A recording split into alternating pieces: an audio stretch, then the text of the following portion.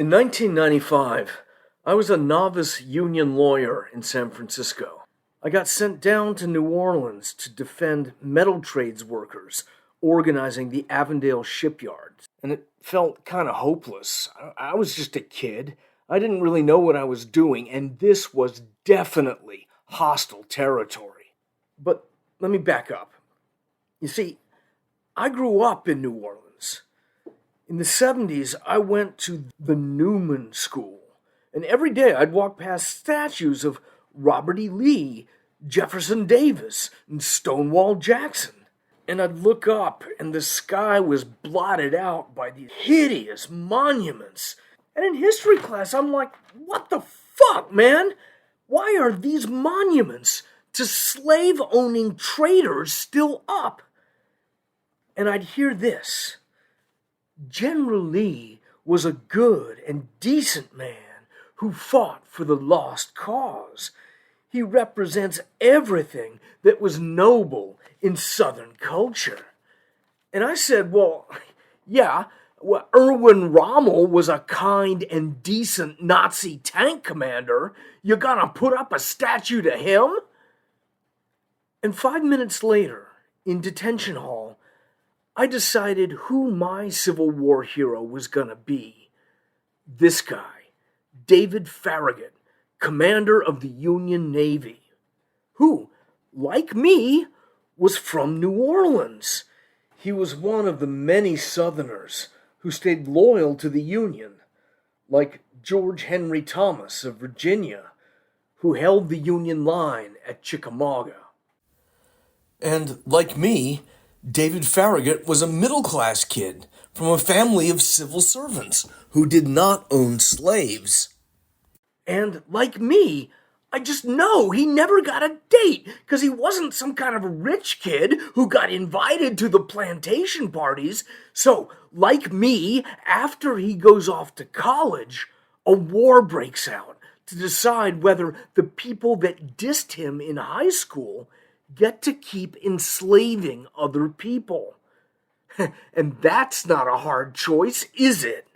And there's actually a moment in 1862 where he's leading a line of federal gunboats up the mouth of the Mississippi, right back into his hometown. And he's blowing up all the plantations along the river, going, "Wanna go to the prom with me now, Scarlett? Wanna go to the prom with me now?" Ha! So I arrived for court, and my job is to try to get an injunction to shut down the Avondale shareholder meeting. You see, the workers bought a few shares apiece, and they started putting in proxy resolutions. And Avondale is like, "Our shareholders are gentlemen, and you're just a bunch of mangy shipyard dogs. You don't get the right to come inside the house." And although I was totally right about the law, this was a suicide mission. Hey everyone! I just got out of law school, and I've come down here from San Francisco with some clever Ivy League arguments about why the largest employer in Louisiana needs to be shut down. Yeah, no, you do not get away with that. And their lawyers are snarling at me. "We're gonna have your bar license, boy." And I drew the worst possible judge, a Reagan-appointed good old boy. And while we wait for the court reporter to get ready, he's socializing with Avondale's lawyer. "What crew you gonna ride in for Carnival this year, Jim? I hear they got a new sous chef down at Galatoire's. How about we see about some shrimp remoulade?" And he turns and scowls at me, an outside agitating union lawyer from San Francisco. And he asks, "You ever been to New Orleans before, boy?" And I say, "Why, yes, sir. I grew up here." And he doesn't believe me. "Oh, really? Well, maybe you can tell us where you went to school." And then I drop the hammer. "Oh, I went to Newman." And it's like a pistol shot went off in the courtroom. Newman? Why, that's the best school in the city. You went to Newman? Why, yes, sir.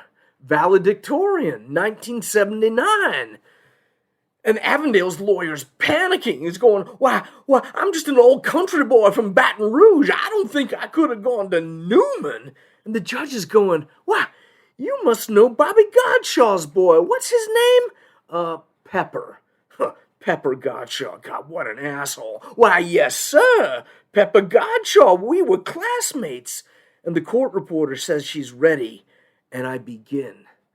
May it please the court, Avondale's proxy materials violate the Securities Exchange Act in the following 5 particulars. And the judge is just beaming at me. Newman, huh? And the judge turns to his friend, and he does not say, what tree we gonna string this little carpetbagger up from? No, he says, what could you possibly say that could contradict what this fine young man from the Newman School just said? And I have never had ruling class privilege flip in my favor before. And an hour later, he's signing my injunction papers, going, you get a good education at Newman. And for one day, I was possessed by the ghost of David Farragut. Want to go to the prom with me now? And a few years later, these guys were the spearhead of the movement to take down the Confederate statues. And all the old guard whined, oh no, you're erasing our history. But they said, no, we're finally starting to write it. And as the statues started to come down, I was so proud of my hometown, like the real American Southerners, like Frederick Douglass and George Henry Thomas and Harriet Tubman and David Farragut had finally won, like we were recapturing the sky. When Johnny comes marching home again, hurrah, hurrah, we'll give him a hearty welcome then, hurrah, hurrah. The men will cheer, the boys will shout, the ladies they